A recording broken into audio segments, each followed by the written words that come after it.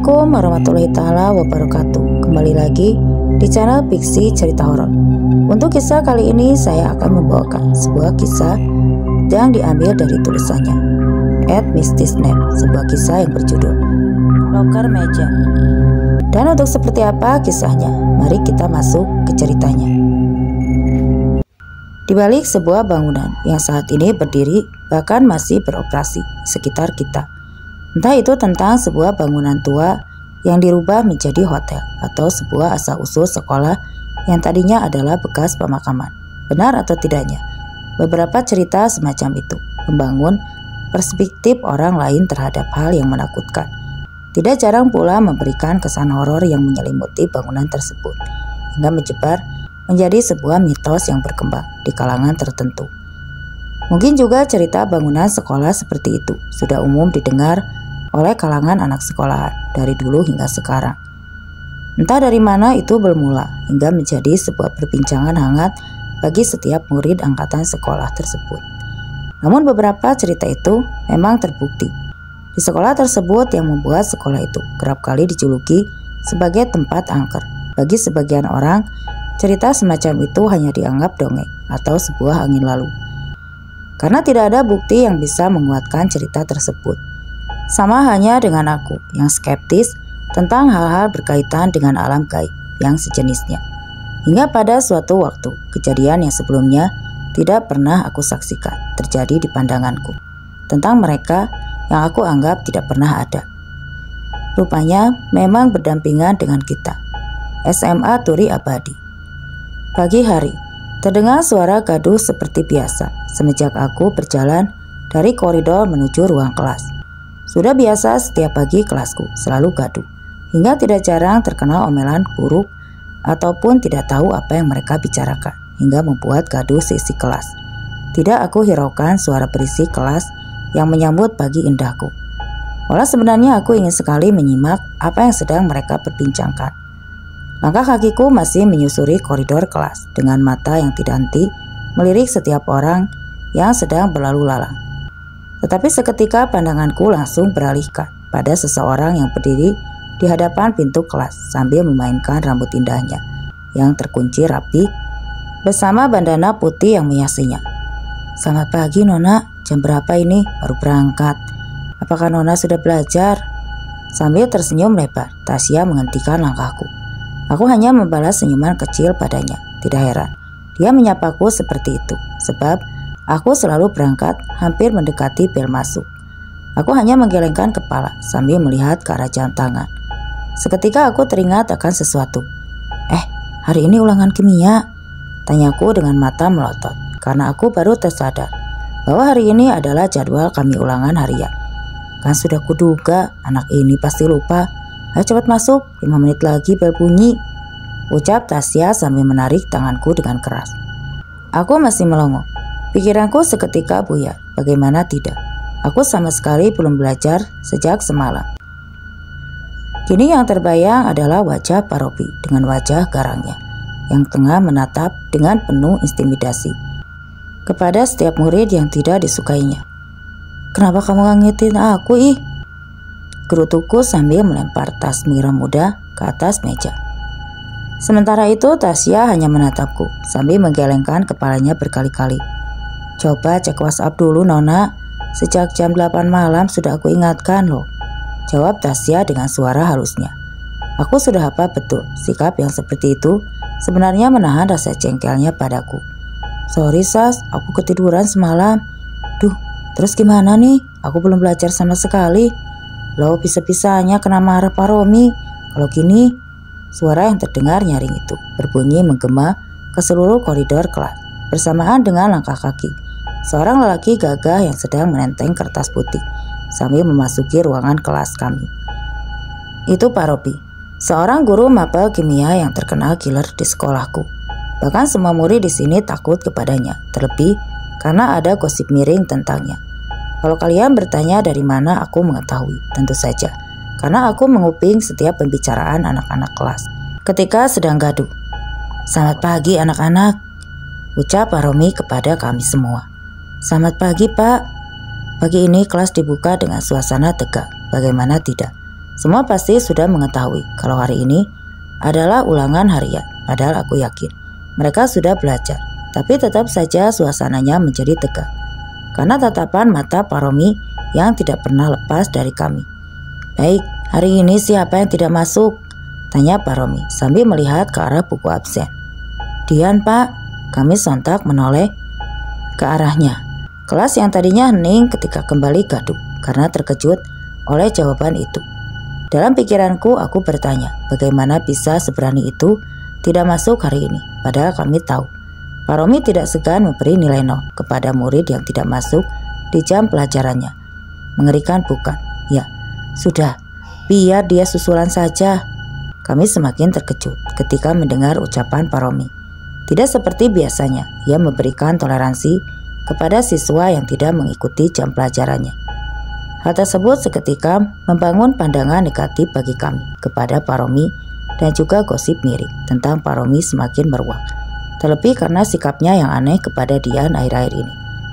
Begitu juga dengan Dian, salah satu siswa berprestasi di kelasku. Kini kerap kali tidak mengikuti jam pelajaran guru hingga kami bertanya-tanya apa yang terjadi. Namun tidak ada jawaban pasti. Yang kami tahu tentang keadaan, sekalipun kami mencari informasi, sejauh ini kami tidak tahu. Orangnya sendiri pun tidak memberi kabar tentang keadaan dia yang kemana. "Kamu tahu gosip tentang Dian?" bisik Tasya kepadaku. "Enggak, aku nggak tahu apa-apa tentang dia," jawabku dengan kebingungan. Karena memang aku tidak tahu apa-apa yang terjadi dengannya. Kata orang-orang sih, Dian hamil.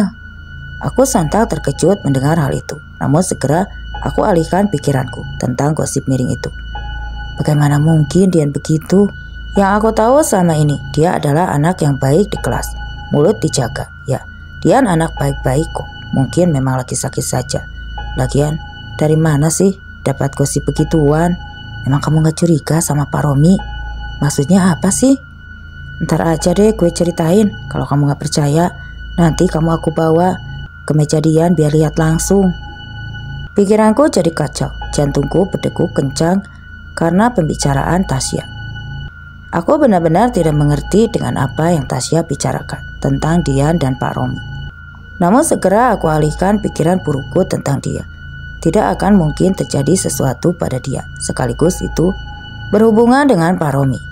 Saat ini suasana kelas kembali tegak. Bahkan kini yang terdengar hanya suara berisik kertas yang juga langkah kaki Pak Romi yang tidak henti mengitari tiap barisan kursi kami. Sesekali ku coba menengok ke arah kanan dan ke kiri mencoba memberikan kode kepada temanku. Namun tidak ada satupun yang menyadari hal itu. Padahal aku berharap seseorang dapat membantuku kali ini. "Aku gak ngerti, ini gimana ya?" bisikku kepada Tasya. Ia hanya melirik sambil memberikan kertas ulangannya kepadaku. Tanpa berlama-lama, segera kusalin seluruh jawaban Tasya yang sudah dipenuhi oleh coretan tinta hitam. "Tasya, keluar dari ruangan sekarang," ucap Pak Romi, kemudian mengejutkan seisi ruangan. Aku pun langsung melempar wajah ke arah Tasya yang sudah panik sambil melirik ke arahku. Bisikku kepada Tasya yang sudah panik bukan main. "Duh, ayo aku temenin bilang ke Pak Romi," balas Tasya. Ia pun gemetar hebat dengan wajah yang memerah karena malu. "Saya minta Tasya keluar, bukan kamu," tegur Pak Romi kepada kami, manakala melihat aku juga berdiri menemani Tasya menghadap ke arahnya. Sambil gemetar aku menggenggam erat tangan Tasya yang terasa dingin. Sementara itu seisi kelas melirik ke arah kami seperti sebuah tontonan menarik bagi ini. "Udah gak apa-apa, semoga gak kena hukuman," ucap Tasya yang mencoba menenangkan aku. Padahal sebenarnya aku pun tahu ia sedang ketakutan, juga terlihat dari raut wajahnya. Aku kali ini duduk, sedangkan Tasya sudah berjalan menghampiri Pak Romi ke arah meja guru. Jantungku semakin berdegup kencang karena merasa bersalah kepadanya. Sementara itu pikiranku terus bertanya-tanya, mengapa bukan aku yang dihukum? Hal itu pun semakin membenarkan pikiran negatifku terhadap Pak Romi. Begitu juga kekhawatiranku terhadap Tasya. Aku tidak ingin terjadi hal buruk seperti gosip yang menimpa Dian saat ini. 1 jam telah berlalu, bahkan kertas ulanganku masih jarang tercoret tinta hitam. Aku pun tidak mempedulikan hal itu, karena kini isi kepalaku penuh dengan Tasya, dan juga sesekali kudapati pula Paromi sedang menatapku dengan tatapan aneh. Raut wajahnya seperti orang yang sedang menyembunyikan sesuatu. Entahlah, entah itu benar atau tidak, namun firasatku mengatakan demikian. Waktu habis, silakan lembar jawaban dan juga soal dikumpulkan ke meja depan. Tanpa suara, suasana kelas masih terasa tegak. Walau bel istirahat sudah berbunyi, saat ini hanya tersisa suara berisik kertas dan juga bangku yang berderi terkena lantai. Kupandangi teman-temanku yang masih sibuk mengumpulkan lembar ulangan, namun tidak selang berapa lama. Pandanganku teralih pada salah satu temanku dari bangku paling belakang. Dia berdiri lalu menghampiri meja dia yang sudah beberapa hari ini kosong karena Dian tidak masuk. Kulihat gelagat aneh Reno seperti sedang mencari sesuatu di bangku loker milik Dian. Itu kertas apa itu? Manakala aku tahu apa yang diambil oleh Reno dari meja Dian. Melihat itu aku hendak bangun dari dudukku dan menghampiri meja Dian. Namun sebelum aku tegur, dia terlebih dahulu menyadari kalau aku mengetahui apa yang sudah dia lakukan. Terima kasih anak-anak untuk hari ini. Bapak akhiri dan selamat beristirahat, ucap Paromi. Mengakhiri salam terakhirnya kepada kami, lalu berlalu pergi keluar sambil menenteng kertas putih di tangannya. Anehnya, tatapan matanya kini mengarah kepadaku, seperti hendak memberi isyarat akan sesuatu. Aku yang tidak pernah peduli akan hal itu, tapi kini tatapannya benar menyita perhatianku. Tanpa aku sadari, rupanya benar, sejak tadi ia memang memperhatikanku. Ingin rasanya aku menyusul Paromi yang sudah keluar dari ruangan kelas, bukan tanpa tujuan, melainkan untuk menghampiri Tasya yang entah kemana ia pergi. Tapi di sisi lain, aku ingin memastikan apa yang sudah diambil Reno dari meja loker dia sedari tadi. Aku tidak kunjung memutuskan keinginanku, malah hanya dia melamun di tempat dudukku. Tidak berselang lama seseorang masuk lalu menghampiriku dengan wajah yang terlihat gelisah. Tasya, tadi kamu kemana? Seketika aku bangkit dari dudukku, manakala melihat Tasya kali ini dengan mata yang tampak berkaca-kaca. Kekhawatiranku seketika memuncak. Aku tidak mengerti apa yang sudah terjadi padanya. Sementara ia hanya menggelengkan kepala berkali-kali sambil menunduk karena tidak berani menatap mataku. Tasya, bilang saja kamu kenapa? Aku gak apa-apa kok, jawab Tasya yang terlihat ketakutan di hadapanku. Seluruh tubuhnya gemetar, bahkan ketika aku genggam tangannya. Ternyata benar-benar dingin. Tasya, duduk dulu ya, ini minum dulu, tenangkan dirimu dulu ya, ucapku sambil mencoba menenangkan Tasya. Lihat apa Sya? Tiba-tiba Reno yang bertanya di balik punggung kami. Aku pun menoleh ke arahnya. Sedikit terkejut melihat ia menghampiri bangku kami, padahal aku tahu dia adalah anak yang pendiam dan jarang bersosialisasi di kelas.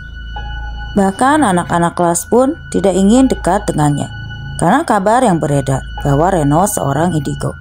Entah mengapa teman-temanku percaya akan hal itu, tapi mungkin juga karena sering didapati ia tertawa, bahkan berbicara sendiri dimanapun itu.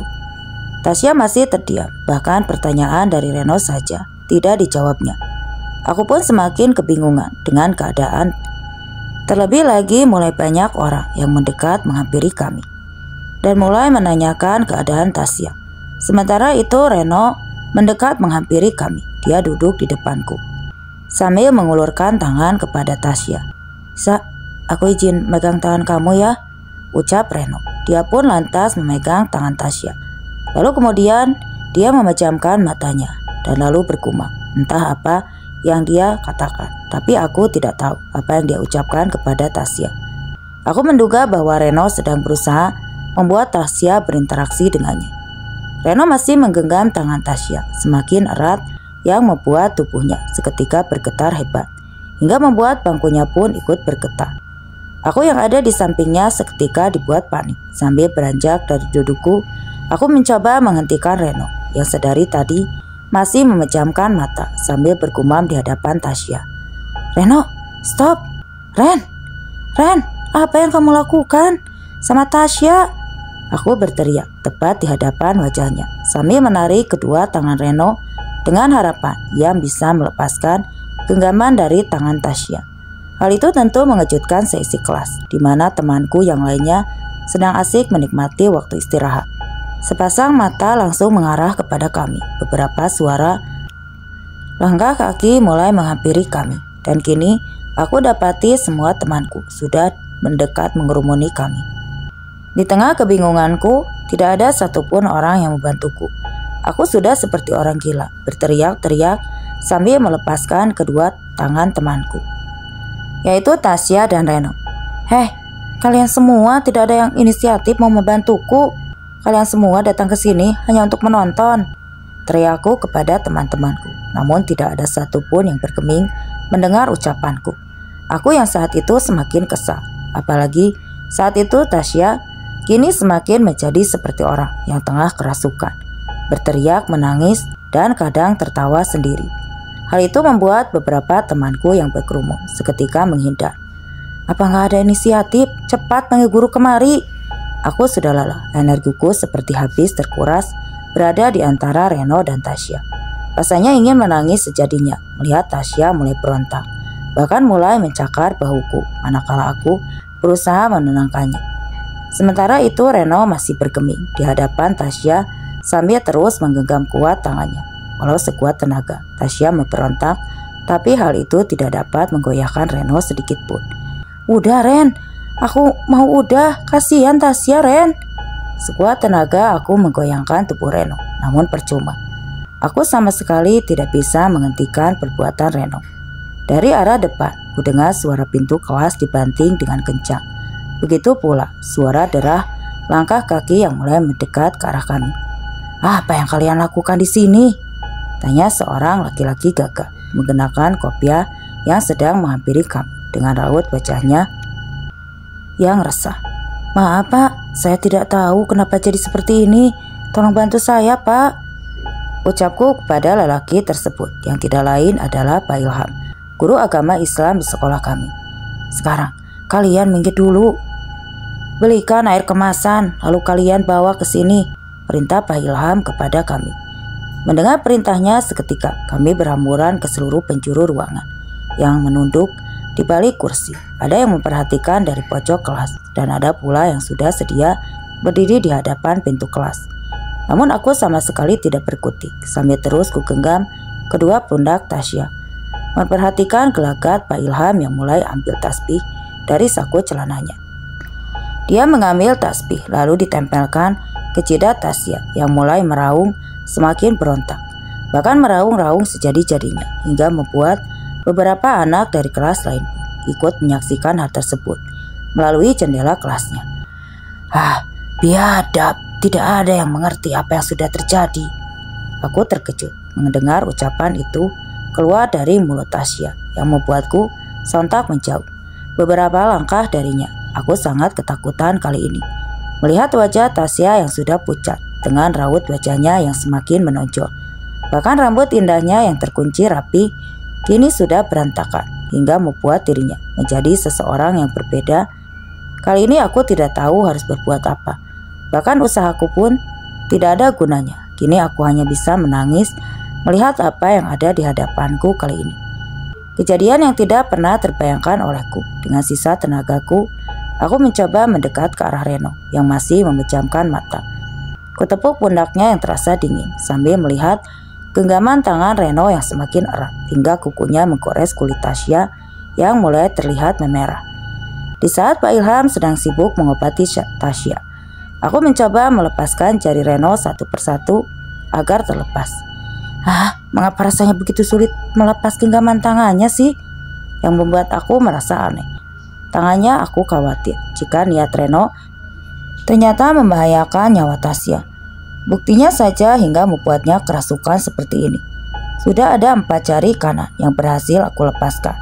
Namun di saat hendak terlepas jari kelima, aku dibuat sangat terkejut olehnya. Kedua kaki Reno menendang kursi dengan amat keras sehingga membuat seisi kelas ketakutan berhamburan keluar. Tiba-tiba saja mendongak ke arah langit-langit kelas. Matanya keseluruhannya memutih melotot, tersenyum menyeringai. Melihat itu membuat aku dan Pak Ilham seketika panik. Suara bacaan ayat seketika berhenti. Suasana di kelas pun menjadi hening. Kini Tasya tidak lagi berteriak. Dia hanya diam duduk sambil menunduk. "Apa yang sebenarnya terjadi?" tanya Pak Ilham kepadaku. Yang terlihat sudah kewalahan dengan keringat yang terus menetes dari wajahnya. "Tasya jadi begini saat disuruh keluar ruangan saat kelas kimia, Pak. Jadi Tasya keluar karena disuruh Pak Romi." "Iya, Pak. Jangan sampai yang dulu terulang lagi," Pak Ilham bergumam sambil membuka botol air mineral yang ada di hadapannya. Entah mengapa aku ingin sekali mengetahui tentang apa yang diucapkan Pak Ilham. Kejadian apa yang sudah terjadi di kala itu, sampai-sampai membuat ia takut terulang kembali. Namun aku urungkan niatku untuk bertanya mengenai hal itu, sebab aku tidak mau membuat keadaan ini semakin kacau. Saat ini yang aku harapkan adalah Tasya segera pulih kembali. Pak Ilham segera mengusapkan air ke wajah Tasya. Kemudian dia mengusapkan air itu ke arah giliran Reno sambil mengucap basmalah. Ia mengusapkan air tersebut pada wajah Reno yang seketika membuat Reno terjatuh dari duduknya hingga menghantam meja yang ada di balik badannya karena tidak sadarkan diri. Prak! Begitu keras. Hal itu membuatku panik seperti orang yang tengah histeris sambil berlari keluar keras. Aku berteriak meminta bantuan kepada beberapa anak-anak yang berada di koridor sekolah. "Mereka pingsan, ayo bantu bawa mereka ke UKS." Dengan sigap beberapa temanku masuk ke dalam kelas, saling bahu-membahu mengangkat keduanya untuk dibawa ke UKS. "Bapak pesan ke kamu, jangan cari tahu apapun tentang Pak Romi. Sekalipun banyak kabar miring tentangnya, bapaknya khawatir dengan kamu. Begitu juga dengan temanmu itu," ucap Pak Ilham kepadaku. "Maaf, Pak, tapi saya gak ngerti." Aku sungguh tidak mengerti dengan apa yang diucapkan Pak Ilham. Walau sudah sering aku dengar tentang cerita buruk Pak Romi, aku hanya bisa terdiam menatap dengan wajah Pak Ilham sembari mengusap air mataku yang seakan ingin menetes. "Sudah, ikut saja. Nantinya kamu juga akan tahu. Soal Tasya dan anak laki-laki itu, sepertinya mereka tahu sesuatu. Jadi tolong, tahan dia untuk tidak gegabah. Bapak percaya sama kamu," ucap Pak Ilham lagi sambil membenarkan letak kopiahnya, lalu pergi meninggalkanku sendirian yang tidak bisa berkutik. Lalu pikiranku menjadi berat. Aku memikirkan kerutan jika masalah ini ada sangkut pautnya dengan Pak Romi. Mungkin saja omongan miring tentang Pak Romi memang benar terjadi. Mungkin juga dengan keadaan Dian saat ini. Mungkinkah dia benar sakit atau ada satu hal yang terjadi yang dia sembunyikan dari kami. Pikiran buruk itu selalu berkecamuk di dalam pikiranku. Aku hanya terdiam duduk menatap papan tulis kosong di hadapanku sambil menunggu teman membawa Tasya kembali. Namun sampai 15 menit Tasya belum juga kembali. Semakin menambah kekhawatiranku. Tadi Tasya sama Reno kenapa?" tanya Siska sahabatku yang sudah berdiri di sampingku. Dia sangat begitu penasaran dengan apa yang terjadi barusan. Dengan wajah serius, dia mulai mendengarkan apa yang aku ceritakan. "Aku juga gak ngerti. Waktu Tasya kembali ke kelas, aku coba tanya, malah nunduk gak mau jawab. Tiba-tiba saja Reno datang. Dan aku gak tahu apa yang dilakukannya ke Tasya sampai kerasukan gitu," ujarku pada Rizka. Tiba-tiba ia melontarkan pertanyaan yang membuat aku terkejut. "Kamu tahu ruangan terlarang di sekolah ini?" Jelas aku sangat terkejut ketika ia bertanya hal itu, karena aku sama sekali tidak peduli dengan cerita horor di sekolah kami sebelumnya. Enggak tuh. Emang ada kamu tahu? Kan Pak Romi setiap selesai pembelajaran gak pernah masuk ke ruangan guru, malah dia masuk ke lab kimia. Emang ruangan dia di lab kimia? "Iya kali," jawab aku yang masih tidak mengerti dengan apa yang dimaksud. "Kamu sadar gak kalau ada satu ruangan di lab yang selalu dikunci? Ruangan itu yang katanya jadi tempat eksperimen Pak Romi. Dan aku tahu terakhir kita selesai praktek, si Dian diajak masuk ke ruangan itu dengan alasan ngebantu Pak Romi mindahin sesuatu. Kamu tahu dari mana soal itu?" "Aku melihat sendiri. Cuma waktu itu aku gak berani negur karena aku pikir emang dia pure ngebantu. Tapi setelahnya aku perhatiin, dia jadi murung dan sering coret-coret kertas sendiri. Kertas? Iya, tanyaku dengan penuh keraguan, manakala aku teringat saat Reno sedang mengambil sesuatu yang ada di loker meja Dian. Aku curiga kalau itu kertas yang sengaja Dian simpan di lokernya. Teringat akan itu seketika aku beranjak dari dudukku untuk menghampiri meja Dian, untuk mencari tahu kebenaran yang aku lihat dengan kepalaku sendiri. Mau kemana? Tanya Rizka sembari mencegahku untuk beranjak. Tidak aku hiraukan pertanyaan Rizka. Kini aku sudah berdiri di hadapan meja Dian. Kutatap mata tajam sekelilingnya untuk memastikan tidak ada hal yang mencurigakan. Jangan bilang kamu mau buka loker Dian, tanya Rizka yang sudah berada di sebelahku. Kamu tahu sesuatu? Aku kembali bertanya kepadanya untuk meyakinkan yang aku lakukan. Buka aja loker meja itu. Loker meja itu terbuka dengan penampakan yang begitu mengerikan. Apaan itu? Rizka sangat terkejut menatap apa yang ada di dalam loker itu. Begitu juga aku. Bau busuk menyeruak dari loker itu membuat kami tidak bisa menahan rasa mual. Kertas-kertas berserakan memenuhi isi loker tersebut. Aku tidak tahu apa yang membuat benda itu mengeluarkan bau yang begitu busuk. Namun setelah membuka beberapa lembaran kertas itu, aku menemukan bercak darah yang menodai kertas putih berisikan coretan tinta hitam beserta satu bungkus kecil yang dibalut dengan plastik hitam. Riz, ini apaan ya? Tanganku bergetar hebat sembari menggenggam benda yang terbungkus plastik hitam itu. Buang, bau busuk banget. Seketika Rizka histeris di hadapanku kala melihat sesuatu yang aku genggam. Sebenarnya aku juga tidak tahan dengan bau yang menusuk hidung, apalagi Rizka sudah terlihat tidak bisa menahan rasa mualnya. Tapi bukannya aku buang, benda itu kembali aku letakkan di dalam loker. Lalu kututup rapat loker itu hingga tidak ada bau busuk yang keluar lagi. Kenapa kamu taruh lagi sih? Kan lebih baik dibuang. Lagian itu apaan sih? Serem banget. Dia nyimpan sesuatu sampai busuk gitu. Rizka menggerutu di hadapanku. Tapi apa yang dipikirkanku jauh berbeda denganku. Aku berpikir bahwa itu bisa menjadi bukti tentang apa yang terjadi dengan Dian dan juga Pak Romi. Bukan hak aku untuk mengambil sesuatu dari lokernya. Biar di situ saja. Apa yang kamu pikirkan ini semuanya aneh. Pasti karena Pak Romi.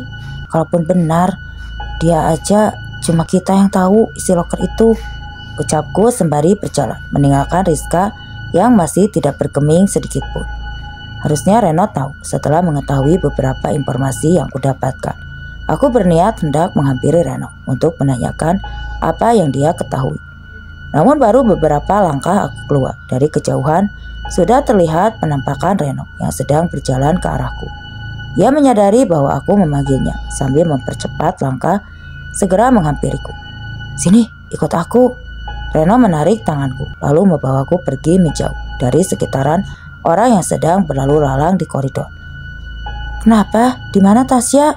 Tanyaku dengan rasa penuh khawatir akan keadaan Tasya. Tasya sudah dibawa pulang oleh orang tuanya tadi. Keadaannya lebih buruk daripada aku, ucap Reno sambil menyibak rambut indahnya. Gak usah khawatir kok, dia cuma kecapean. Sini, kamu duduk. Kami berdua duduk di gazebo taman di depan sekolah. Sembari merasakan hembusan angin yang menerpa kulitku dengan lembut. Sembari mendengarkan suara kicauan burung seperti menginginkan aku untuk tenang. Namun itu sama sekali tidak bisa aku lakukan. Sekarang sesuatu yang mengganjal tentang apa yang terjadi selalu menggerutu di dalam pikiranku. Tadi kamu bikin Tasya jadi kerasukan. Kamu juga aneh. Kenapa malah ikutan begitu? Ucapku membuka perbincangan kami siang itu. Aku setengah ketakutan mengatakan hal itu kepadanya, karena aku masih teringat kejadian mengerikan barusan. Kamu juga gak percaya kalau aku ceritakan. Cerita aja, aku ingin tahu sesuatu dari kamu. Ada sesuatu yang gak beres di sini, dan aku berniat ingin menyelesaikan itu. Dan pasti kamu udah tahu tentang Pak Romi kan? Yang dia katanya suka melakukan pelecehan, bahkan sampai ngebunuh beberapa siswinya. Seketika aku memalingkan wajah ke arahnya sambil melotot karena terkejut mendengar hal itu. Serius, aku baru tahu tentang itu. Ya, beberapa udah tahu, cuma banyak yang gak percaya juga. Karena sampai sekarang dia masih ngajar di sini. Cuma aku bisa pastikan hal itu. Dan tentang Dian, aku takut dia jadi korban berikutnya. Begitu juga Tasya. Maksudnya apa, Ren? Kamu udah buka loker Dian dan kamu nemuin sesuatu yang mencurigakan gak? Pertanyaan Reno seketika membuatku terdiam. Bagaimana bisa ia mengetahui hal itu? Padahal hanya aku dan Rizka yang ada di kelas. Kabar soal aku indigo itu benar. Jangan kaget. Lalu yang tadi kamu lakuin ke Tasya, rasa ingin tahuku semakin tinggi. Terlebih ia pasti sudah banyak mengetahui tentang Pak Romi. Sebenarnya setelah dia balik juga udah kerasukan. Aku cuma bantu sosok itu keluar. Dan lagi aku gak mau Tasya seperti Dian. Itu cuma kamu yang tahu kalau sebenarnya Dian itu hamil. Makanya dia gak pernah masuk sekolah. Tapi setelah nanti kehamilannya mencapai 7 bulan, dia bakal balik ke sekolah. Dan yang ngerinya itu, Reno tidak melanjutkan ucapannya. Ia terlihat tengah memikirkan sesuatu yang mengerikan. Apa, Ren? Bilang aja. Dia itu cuma dijadikan tumbal yang nantinya akan dibunuh sama Pak Romi. Untuk tujuan untuk nyelamatin anak dan istrinya Pak Romi yang juga kena serangan astral. Berarti sama ini Pak Romi mencari mangsa hanya untuk dijadikan tumbal agar keluarganya selamat. Dari beberapa benda yang kamu temui di lokernya itu, ada satu benda yang busuk. Baunya benda itu yang nantinya ngebawa Dian jadi syarat tumbalnya. Maksud kamu benda yang dibalut plastik hitam itu? Iya. Lalu siapa yang menyimpan itu di dalam lokernya Dian? Siapa lagi kalau bukan Pak Romi? Cuma bukan sembarangan orang yang bisa megang benda itu, karena bakal berimbas pada siapapun. Dan kamu gak ngebuang benda itu kan? Iya, masih aku simpan, Ren. Kenapa gak dibuang aja? Kan itu bisa bahayain Dian juga. Justru kalau itu dibuang, nyawa dia gak bakal selamat. Tapi kenapa? Belum sempat pertanyaanku dijawab oleh Reno. Namun bel masuk sudah berbunyi memaksa kami untuk menutup pembicaraan siang itu. Ini menyisakan rasa penasaranku tentang apa yang akan terjadi. Nanti saja aku ceritakan lagi. Sementara benda itu biar aku yang bawa. Takutnya ada orang lain yang beresin loker itu. Ucap Reno kemudian berjalan meninggalkanku yang masih terduduk di atas gazebo. Aku hanya mengangguk penuh arti kepadanya. Rupanya benar apa yang Pak Ilham ucapkan tentang Reno. Ia mengetahui sesuatu dan yang tidak semua orang ketahui tentang Dian dan Pak Romi. Keesokan paginya aku berangkat lebih awal dari biasanya. Bahkan aku menjadi orang pertama yang ada di kelas. Suasana begitu hening, tidak ada suara gaduh yang biasanya selalu terdengar ketika aku datang ke sekolah. Entah mengapa aku merasa sangat cemas. Kali ini berulang kali ku tatap layar handphoneku untuk memastikan pesan masuk dari Tasya. Masih jam 10, gumamku sambil menoleh ke kanan dan ke kiri. Sesekali menatap tajam ke arah meja. Perasaanku mulai tidak enak ketika muncul manakala merasa sesuatu yang ada di meja. Entah hanya perasaanku atau memang sebenarnya ada, tapi aku sama sekali tidak berniat membuka loker itu. Kecuali memang Reno yang memintaku. 30 menit sudah berlalu, namun aku masih tidak mendapati Tasya dan Reno. Perasaanku tidak karuan memikirkan keduanya. Tapi setelahnya yang membuatku sangat terkejut. Aku malah mendapati seorang gadis berpakaian rapi dengan rambut indah yang terurai. Begitu saja berlalu di hadapanku. Bukan hanya aku yang terkejut, tapi juga beberapa temanku yang sudah hadir di kelasku turut menyaksikan hal itu. Setelah sekian lama ia tidak ada kabar. Akhirnya ia kembali muncul dengan perawakan yang cukup memprihatinkan. Itu Dian. Aku amati dia. Bola mataku terus mengikuti setiap langkah gadis itu. Aku seketika bergidik ngeri melihat tubuhnya tampak kurus, hanya menyisakan sedikit daging yang membalut tulangnya seperti sedang digerogoti penyakit. Wajahnya pucat dengan kantung matanya yang tampak hitam. Sorot matanya pun tiada arti. Apa yang terjadi seketika aku teringat dengan ucapan Reno siang itu. Tapi setelah nanti kehamilannya mencapai 7 bulan, dia bakal balik ke sekolah. Apakah ini berarti dia sudah mencapai kehamilan 7 bulan? Aku tidak mengerti. Kuperhatikan Ia tidak ada tanda-tanda ia sedang hamil seperti yang dibicarakan oleh Reno. Beberapa temanku tampak mendekat kepada dia dengan penuh rasa penasaran. Satu persatu dari mereka melontarkan pertanyaan yang sama berulang kali, namun tidak ada jawaban dari dia. Ia hanya menatap kosong. Aku tidak mengerti apa yang akan terjadi setelahnya. Apakah yang dikatakan Reno tentang tumbal itu benar? Beberapa saat aku terdiam, hanyut dalam lamunanku. Sementara itu pikiranku tidak henti menerka apa yang selanjutnya akan terjadi dengannya. Tapi seketika lamunanku buyar ketika aku menyadari gadis berambut indah dengan bandana putih yang menghiasinya datang menghampiriku. Aku sungguh senang. Tidak bisa aku ungkapkan. Segera aku peluk Tasya yang sudah berada di hadapanku. "Kamu gak apa-apa?" Ia tidak menjawab, hanya melempar senyum tipis kepadaku sambil menggelengkan kepala, tanda ia baik-baik saja. Aku senang mendapati ia sudah lebih baik dari kemarin, tetapi tiba-tiba ia menjadi sangat kebingungan setelah menyadari seseorang di antara kami kembali hadir di sekolah. "Dian?" tanyanya dengan mata melotot, seakan tidak percaya dengan apa yang ia saksikan. "Iya, Dian, dia masuk hari ini. Tapi kok ada yang beda ya dari dia? Dia kayak orang sakit." "Iya, aku juga ngerasa aneh sama Dian," balasku meyakinkan ucapannya bahwa aku memikirkan hal yang sama. Seketika Reno datang menghampiri kami dengan tatapan yang tidak menyenangkan. Sepertinya dia mengetahui sesuatu hal yang buruk. "Benar kan kataku, dia masuk?" Aku melongo mendengarkan ucapan Reno sambil mengangguk perlahan, seakan mengiyakan apa yang Reno ucapkan. Sedangkan Tasya hanya tampak kebingungan di sampingku karena dia belum tahu apa yang aku katakan dengan Reno. Seketika aku pun menghampiri Reno sambil berbisik, "Benda itu ada di mana sekarang?" Karena aku tidak mau Tasya tahu lebih dulu. Aku takut dia terkejut dengan apa yang aku saksikan kemarin. Reno menatapku seketika dengan tatapan yang penuh arti. Seketika Reno menarik tanganku untuk pergi menjauh dari Tasya terlebih dahulu. Tasya pun tampak kebingungan. Dengan sikap kami, tapi dia tetap diam tidak berkutik. "Barangnya aku bawa, tapi masalahnya semakin rumit.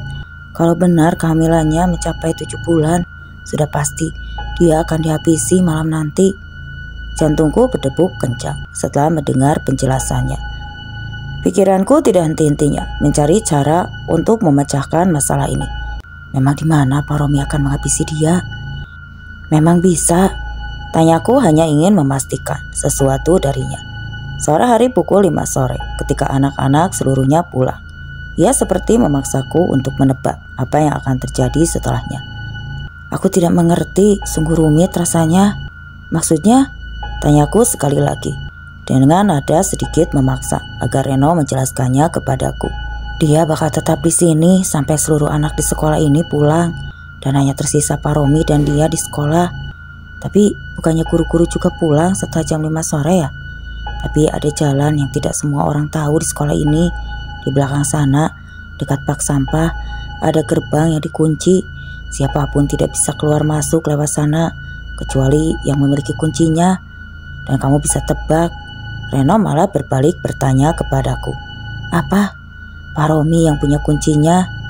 Aku sedikit ragu, tapi sekali lagi aku ingat seseorang yang ada di hadapanku ini mengetahui sesuatu yang tidak semua orang tahu. Satu-satunya orang di sekolah ini. Dia bakal bawa Dian keluar sekolah setelah jam 5 sore dan kembali pukul 8 malam. Jelasnya lagi, entahlah. Jantungku seakan berhenti sekian detik membayangkan apa yang akan terjadi dengan Dian. "Setelah ini gimana? Kamu tahu semua itu, terus apa rencanamu?" Dan lagi aku bertanya mengenai yang tidak aku mengerti darinya. Aku sudah memperhatikannya sejak 3 tahun terakhir. 3 tahun terakhir lalu ia mencari tumbal dari muridnya. Dan ketika waktunya itu kita naik ke lab kimia bawa daun kelor dan juga kemenyan. "Kemenyan, daun kelor. Buat apa, Ren? Aku tidak mau ya nyawa kita jadi taruhannya." Entah apa yang akan dilakukannya malam ini. Aku sungguh tidak mau terlibat jika nyawa yang jadi taruhannya. "Barang itu biar aku yang bawa.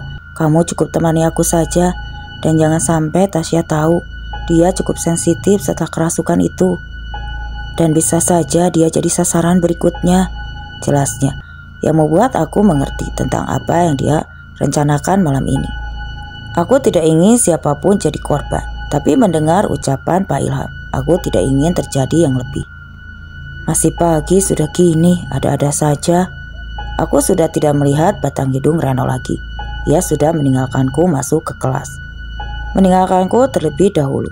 Aku lebih memilih duduk di gazebo dekat taman untuk membuang energi negatifku sambil berurang memikirkan bagaimana cara menjawab pertanyaan Tasya. Aku tidak ingin ia tahu rencanaku kali ini, terlebih mendengar ucapan Reno. Beberapa jam telah berlalu, tampaknya Tasya juga tidak mau tahu tentang apa yang aku bicarakan dengan Reno tadi. Baguslah, biar dia tidak tahu. Biar aku selesaikan ini dulu, baru aku nanti cerita ke dia. Kamu? Iya Sya, kenapa? Kutatap wajah Tasya dengan penuh keraguan. Iya, apa yang sebenarnya mau dia katakan? Kamu gak mau nyamperin Dian? Dia kok wajahnya pucat banget, dari tadi diam terus. Kalau dia sakit, kenapa sih maksain banget buat masuk? Seketika Tasya melontarkan pertanyaan kepadaku.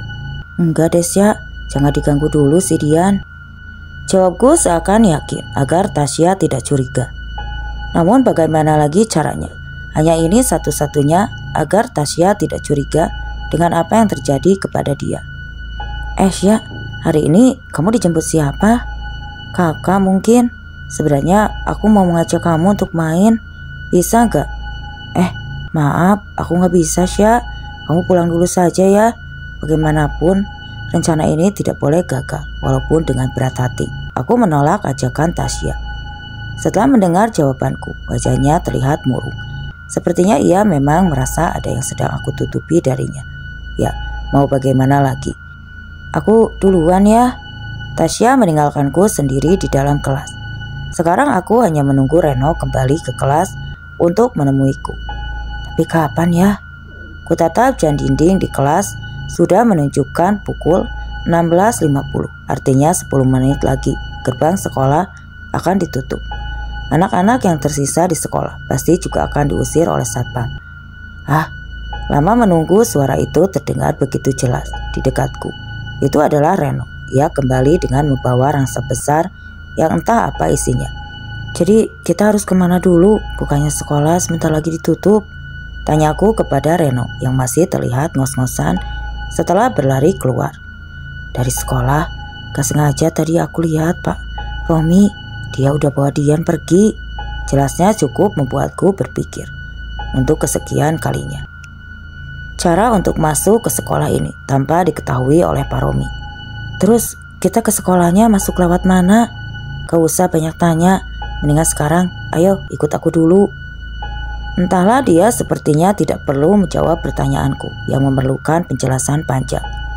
Reno segera menarik tanganku untuk keluar dari kelas. Kami kemudian berjalan melewati koridor keras. Beberapa kelas sudah terlihat gelap dan sunyi. Sepertinya anak-anak sekolah memang sudah pulang. Aku tidak punya banyak waktu buat ngejelasinnya sama kamu. Sekarang kamu ikuti saja perintahku, ucap Reno kembali menjelaskan untuk tidak menjawab semua pertanyaanku. Persis dugaanku, dia memang tidak punya waktu untuk menjelaskan pertanyaan seperti itu. Kami akhirnya keluar dari sekolah. Sepertinya tidak ada yang curiga karena kami pulang lebih larut dari sekolah. Kita tunggu dulu di warung itu ya sampai waktunya tiba, ucap Reno. Aku pun hanya mengiyakan.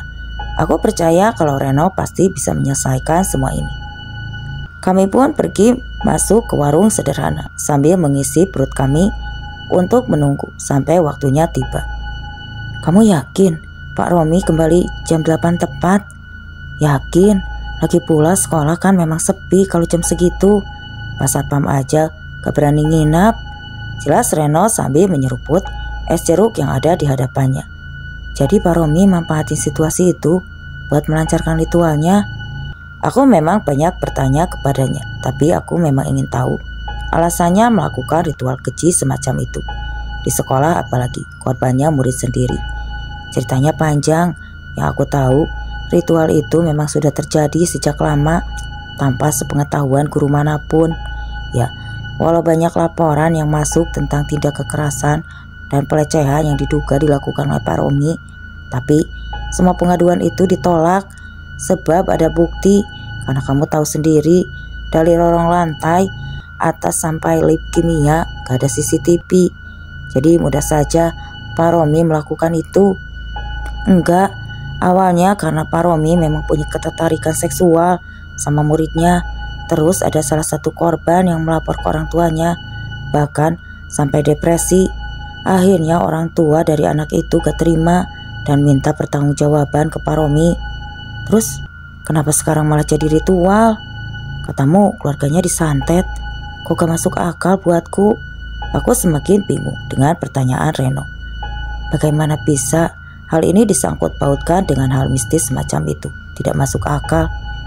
Tunggu dulu, aku belum selesai bicara. Setelah orang tua korban minta pertanggungjawaban, ternyata Pak Romi gak mau tanggung jawab karena korbannya depresi berat dan akhirnya meninggal. Dari situlah dendam itu bermula. Sakit hati yang dialami keluarga korban membuat mereka memutuskan untuk melakukan hal keji dengan mengirimkan semacam santet kepada keluarga Pak Romi. Tapi sialnya yang kena malah anak istrinya. Dari situ Pak Romi pun tidak tinggal diam. Dia pergi ke dukun untuk meminta mengirim balikan santet itu. Tapi sayangnya usahanya gak cukup kuat. Sampai dukun itu selalu meminta tumbal untuk memperkuat santetnya. Kamu serius? Aku mulai paham dengan penjelasan Reno. Tidak menyangka kalau sekecil itu sampai harus mengorbankan banyak nyawa demi urusannya sendiri. Aku berguru dengan seseorang di padepokan. Gak perlu aku jelaskan panjang lebar sampai aku bisa tahu secara detailnya. Tidak aku sangka kalau Reno bukanlah seseorang yang biasa. Dia mengetahui tentang hal itu saja cukup hebat. Sebentar lagi pukul 8. Ini yang aku bawa di tas ada beberapa tangkai kelor sama kemenyan. Gunakan kemenyan untuk mengalihkan seluruh hal gaib yang ada di sekolah. Jadi mereka gak bisa mengganggu kita. Dan kelor ini kamu juga bawa ya untuk antisipasi. Lanjut Reno menjelaskan kepadaku. Antisipasi? Udah bawa saja. Ayo kita cepat bergerak. Mereka pasti sudah sampai. Kami pun segera berjalan dengan pada agar tidak dicurigai oleh siapapun. Tujuan kami sekarang adalah gerbang yang terletak di belakang sekolah. Itu mobil Pak Romi. Mereka udah sampai. Bagaimana mobil itu bisa sampai di sana tanpa tanda-tanda apapun? Bahkan lebih cepat tiba daripada yang kami perkirakan. Kami yang sudah berjaga sejak sore tadi. Ya, pasti lewat jalan lain. Makanya kita gak tahu. Ayo lewat sini. Kami memperlambat langkah kami dengan penuh hati-hati agar kedatangan kami tidak diketahui oleh Pak Romi. Aku hanya memperhatikan Reno yang sedang menoleh ke arah gedung sekolah, tepatnya di lab kimia. Namun lain yang terpikir olehku, bagaimana mungkin kami bisa masuk tanpa kunci? Tapi pertanyaanku seketika terjawab. Entah bagaimana caranya ia menggenggam gembok itu dengan kuat sehingga bisa terbuka dengan sendirinya. Udah aku bilang ini gampang. Ayo. Kami mulai masuk area sekolah. Tujuan kami hanya satu, naik ke lantai 2 untuk menuju lab kimia. Mungkin ini akan lebih cepat jika tidak ada gangguan terlebih. Jarak kami dengan lab itu tidak terlalu jauh. Setelah sampai di lantai 2, persis di depan tangga, tolong jaga aku, biar aku nyalakan dulu kemenyan. Perintah Reno dapat aku pahami dengan baik. Aku tinggal menuruti setiap instruksi yang dia berikan. Di sini biar aku nyalakan dulu. Jangan menghidupkan senter walau gelap banget. Saking gelapnya, bahkan aku tidak bisa melihat apapun selain kaca-kaca yang terkena pantulan dari cahaya lampu utama yang berada di lapangan. Reno segera menghidupkan kemenyan menggunakan korek kayu yang ia bawa sambil membacakan sesuatu yang entah apa. Aku tidak mengerti artinya. Tangan kanannya terikat dengan tasbih yang ia genggam dengan kuat. Kamu percaya gak? Banyak makhluk dan lain-lain yang mulai mendekat, bahkan berusaha menyentuh kamu. Tapi uniknya mereka terpental gitu. Kamu punya kodam ya? Maksudnya bagaimana Ren? Reno mengatakan itu kepadaku. Enggak, itu hanya bercanda. Sudah, jangan dipikirkan. Ayo cepat selesaikan, biar kita cepat pulang. Walau sebenarnya aku tidak terlalu takut dengan hal seperti itu, tapi aku tidak tahan melihatnya. Ia terus tersenyum kepadaku. Iya, bawel. Ya udah yuk. Langkah pelan tapi pasti, itulah. Kami menyelusuri gelapnya lorong sekolah tanpa cahaya sedikit pun yang menyinarinya. Itu membuat kami sedikit kesulitan untuk mencari lab kimia. Sepertinya sudah betul dengan denah lokasi, tapi apa salahnya memastikan dengan detail setiap sudut, bahkan ruangan di sekolah ini. Sakit pak, sakit. Langkah kami terhenti manakala mendengar suara jeritan seseorang dari salah satu ruangan yang ada di hadapan kami. Yang mana kanan atau kirinya sudah pasti suara itu datang dari ruangan di sebelah kiri kami, tepatnya di lab kimia. Apa itu suara Dian? Aku hanya bisa bertanya dalam hati, bagaimana mungkin aku mengeluarkan suaraku sekarang? Berbisik saja pasti akan terdengar karena saking sepinya sekolah ini. Reno yang ada di hadapanku langsung membalikkan badannya, lalu memberikan isyarat tangan yang menunjuk ke arah ruangan yang ada di hadapan kami. Labnya gak dikunci, tapi kita gak boleh masuk dulu sekarang. Biarkan Pak Romi menyelesaikan persalinannya dahulu, ucap Reno kepadaku. Lalu ia mengajakku bersembunyi di balik tembok yang terhalang beberapa pohon besar. Persalinan? Iya, dia sedang melakukan persalinan secara paksa kepada janin yang baru berusia 7 bulan. Pantas saja Dian menjerit. Sudah pasti sangat sakit. Setelah bayi itu berhasil lahir dan dibunuh, Pak Romi akan keluar dari lab buat bawa bayi itu ke mobil. Setelah itu kita basuh buat bawa Dian keluar, jelas Reno dengan berbisik kepadaku. Bagaimana kalau Pak Romi menyadari kita bawa Dian keluar? Kan kita keluar juga pasti lewat jalan tadi. Kita bawa Dian ke bawah dulu sambil memantau Pak Romi keluar dari mobilnya. Aku menyimak seluruh penjelasan Reno dengan baik, dengan harapan semuanya berjalan lancar. Saat kami melakukan misi penyelamatan itu, kami hanya menunggu di tengah gelapnya malam yang sunyi. Sesekali kulihat Reno seperti sedang memperhatikan sesuatu. Namun setelah aku ikut memperhatikan, tidak ada apapun yang aku dapati. Aku merasa malam ini begitu lambat. Kutatap jam tangan yang melingkar di tangan kiriku, masih menunjukkan pukul 9 malam. Sayup-sayup kembali terdengar suara rintihan dari dalam. Tapi aku tidak bisa berkutik. Aku hanya menunggu saat dimana Pak Romi keluar dari lab itu, kemudian membawa Dian pergi dari sini. Jantungku berdegup kencang ketika mendengar suara gagang pintu terbuka. Penampakan seperti apa yang akan kami lihat malam ini? Benar saja, dari arah dalam lab itu terlihat seulat laki-laki berbadan tinggi sedang menenteng kantong plastik di tangan kirinya, kemudian pergi meninggalkan ruangan itu. Ini saat yang tepat. Aku tidak ingin membuang waktu untuk lama-lama di sini. Segeralah kami masuk dengan langkah penuh waspada ke dalam lab kimia. Bercak apa ya? Tanyaku yang sedari tadi, memandang heran ke arah lantai yang penuh dengan bercak. Tapi aku tidak bisa melihat bercak apa itu. Jangan hidupin senter. Reno menghentikan langkahku yang hendak menghidupkan senter. Ah iya, aku lupa. Di mana ruangannya? Di situ, tepat di hadapanmu. Jantungku berdegup kencang. Begitu aku masuk, aku tidak ingin membuka pintu yang terhalang oleh kaca buram itu. Biar aku duluan, kita gak punya banyak waktu. Pintu terbuka lebar seketika, mengeluarkan bau darah yang menyeruak ke seluruh ruangan yang bercampur dengan bau alkohol. Beberapa wadah tertata rapih di atas napan. Di sisi kanan ranjang pasien, meski aku tidak dapat melihat dengan jelas seisi ruangan itu. Tapi aku bisa melihat seseorang yang tengah berbaring di atas ranjang pasien dengan setengah badannya yang tertutupkan kain putih itu. Dian tubuhnya bergetar hebat manakala aku semakin dekat ke arahnya. Tepat di hadapannya kain putih yang aku lihat dari jarak jauh itu. Rupanya tidak seluruhnya putih, melainkan sudah terlihat beberapa darah yang meresap ke dalam kain putih itu. Kamu gak apa-apa? Aku berusaha mengajaknya berkomunikasi. Kuusap wajahnya yang sudah dibanjiri keringat. Ia hanya meringis, tidak menjawab pertanyaanku. Kesadarannya pun mulai menurun. Sepertinya dia dibius. Kamu keluar dulu, cepat. biar aku gendong Dian ke bawah. Ayo, kita kuat ya. Reno dengan sigap menggendong tubuh Dian, lalu menuruni tangga. Aku sungguh tidak menyangka jika harus menyaksikan hal semengerikan ini. Namun tidak ada waktu lagi untuk aku terus berpikir. Aku pun menuruni tangga dengan langkah hati-hati. Kulihat Reno sudah berdiri di dekat kantin, melalui jalur satu-satunya. Sementara langkahku sudah tertinggal jauh darinya. Tapi sebelum aku menyusul langkahnya, tetapi laki itu sudah kembali. Mungkin dia mendekat ke arahku yang masih setengah jalan di atas tangga.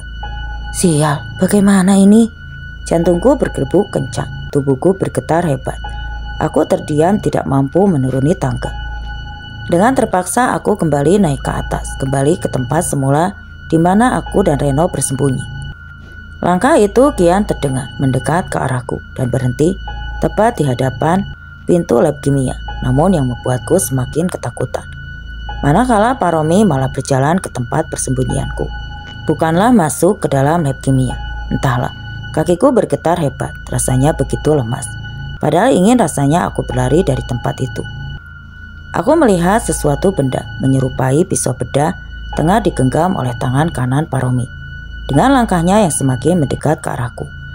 Apa tujuannya ia membawa itu? Aku tidak tahan untuk terus bersembunyi. Dengan sekuat tenaga, aku berlari keluar dari tempat persembunyianku dan hendak menuruni tangga. Ketemu, anak kurang ajar, mau lari kemana kamu? Sialnya Pak Romi pun ikut mengejarku. Mustahil aku berlari dengan langkahku yang sudah pasti bisa dikejar dengan langkah panjang Pak Romi. Aku berusaha lari sekuat tenaga. Sementara itu, Pak Romi semakin dekat denganku. Mungkin jaraknya hanya 50 meter saja dariku saat benda itu melayang tepat di sisi kananku, menggores lengan gempalku yang tertutup lengan bajuku. Rasanya perih, tapi ini bukan saatnya aku berhenti. Mau lari kemana anak ini, ha? Brek, lepaskan aku. Aku berteriak sekuat tenaga, berharap Reno datang menolongku. Siapa yang kamu cari, ha? Tidak ada yang bisa menolongmu, ucap Pak Romi sambil terus membekap mulutku dan memeluk erat tubuhku yang masih memberontak dengan sisa tenaga yang aku miliki. Sampai aku tidak sadar, rupanya lelaki brengsek itu mulai menyuntikkan sesuatu padaku. Sial, apa ini? Berani-beraninya kau ikut campur. Rasakan ini, biar kau jadi korban penggantinya. Sial. Aku mulai kehilangan kesadaranku, tapi sayup-sayup aku dengar suara Reno ada di dekatku. Entah itu benar Reno atau halusinasi. Bangun, ayo, sadar. Tamparan keras mendarat di pipiku. Seketika membuatku tersadar. Aku terbaring di atas trotoar yang keras dan dingin. Di sekitarku terdengar suara sirine mobil yang cukup kencang di dekatku. Aku di mana? Seketika aku tersadar. Aku menatap seseorang yang ada di dekatku. Air mataku tumpah. Reno terlihat sangat khawatir dengan berbalut perban putih di lengannya. Apa yang sebenarnya terjadi? Aku berhasil menyelamatkan kalian berdua. Aku berhasil. Seketika Reno menangis di hadapanku saat aku tersadar. Melihat begitu dengan jelas rasa puas di dalam dirinya. Ia hampir mengorbankan nyawanya hanya untuk kedua temannya. Aku tidak tahu kejadian apa yang sudah ia lalui malam itu. Yang pasti, sejak kejadian itu, Pak Romi berhasil ditangkap dan dijatuhi hukuman yang setimpal dengan perbuatannya. Sementara itu keluarganya, kami tidak tahu menahu tentang itu. Bahkan sudah tidak ingin mencari tahu tentangnya. Seminggu setelah kejadian itu, sekolah dibuat gempar. Penemuan beberapa kain kapan yang terkubur di belakang sekolah menjadi bukti perbuatan kecil yang dilakukan olehnya. Sementara itu kondisi dia setelahnya depresi. Namun seiring berjalannya waktu semakin membaik. Aku pun jadi dekat dengan Reno dan akhirnya aku bisa menceritakan ini semua dengan Tasya. Aku tahu kalau malam itu Reno tidak menyelamatkanku, akan jadi apa aku. Dan cerita pun selesai. Oke teman-teman, sekian untuk kisah kali ini. Bagaimana menurut kalian tentang kisah ini? Terima kasih untuk yang sudah mampir. Wassalam.